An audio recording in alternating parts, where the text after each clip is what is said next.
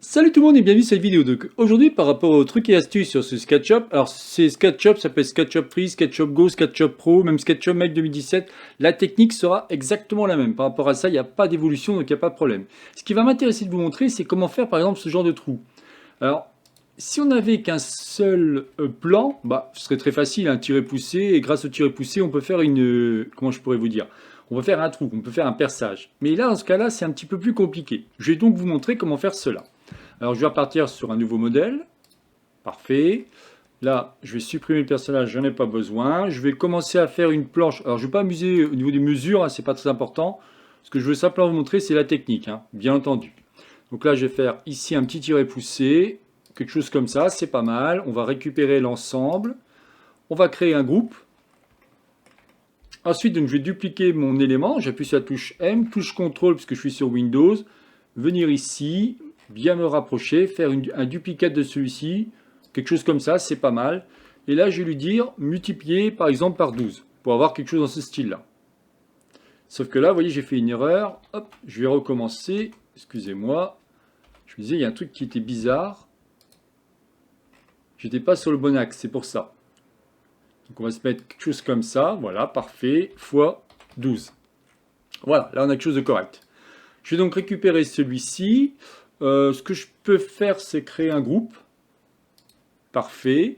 Comme ça, j'ai qu'un seul élément. Et maintenant, ce qui va m'intéresser, c'est créer un espèce de trou au milieu.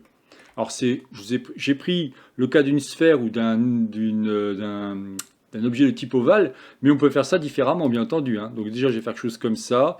Je ne vais même pas m'embêter au niveau des valeurs, c'est-à-dire au niveau des segments. Je vais faire quelque chose d'assez simple. Récupérer celui-ci, prendre l'outil suivez-moi et effacer la forme qui ne m'intéresse pas, c'est-à-dire lui, faire un double clic, créer un groupe et pourquoi pas appuyer sur S et un petit peu bouger celui-ci pour avoir une forme dans ce style-là. Très bien, une fois que j'ai fait ça, je vais me mettre ici en vue de dessus.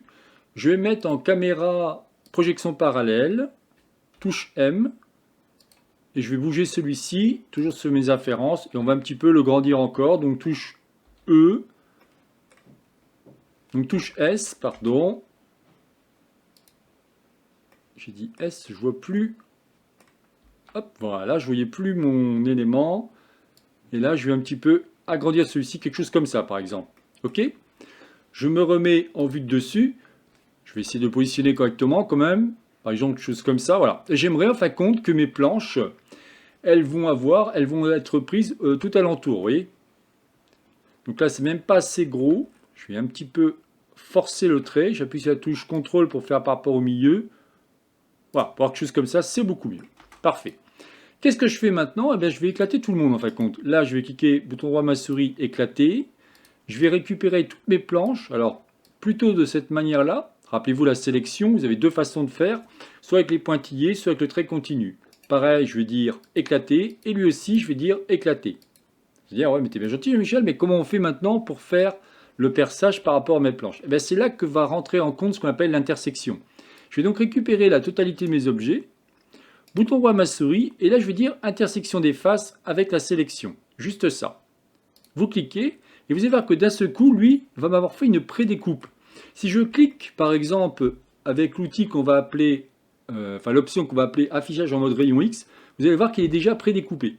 Ça, c'est vraiment génial. Donc je recoche dessus. Je vais sélectionner celui-ci, appuyer sur Supr. Parfait. Et maintenant, ce que je vais faire, c'est choisir avec touche Shift enfoncé, les différentes faces que je vais vouloir effacer. Évidemment, des extensions, on pourrait faire ça directement, un perçage propre et tout. Mais bon, sans extension, vous voyez qu'on va pouvoir le faire sans problème. J'appuie sur la touche Supr, et là, il va me rester juste, je me mets en vue dessus, il va me rester juste à faire de cette manière-là, donc de la droite vers la gauche pour avoir les pointillés, et j'appuie sur Supr. Et vous voyez que d'un seul coup, on a quelque chose comme ça. Après, qu'est-ce qu'il resterait à faire? Il resterait à prendre les différents éléments pour inverser les faces, qu'on voit bien que la couleur n'est pas bonne. Ok. Hop. Presque fini. Inverser les faces. Et vous avez le début, par exemple, si vous souhaitiez faire une espèce de rond, mais ça peut être n'importe quoi, imaginez un cœur, ça peut être tout ce que vous souhaitez, eh bien, vous avez quelque chose qui a été défini avec des interstices au niveau des planches. Donc ça peut être vraiment sympathique. Et comme je vous ai dit tout à l'heure, comme je vous ai montré, on pourrait prendre après, pourquoi pas ici un bois, appuyer ici, Shift enfoncé, et d'un seul coup, on va pouvoir peindre celui-ci ou lui mettre une texture. Et après, à vous de faire. Alors, comme je pourrais faire après, c'est quoi? Si on voudrait continuer, mettons une espèce de cabane, on prend la première planche, on en refait un groupe et on continue à faire le travail.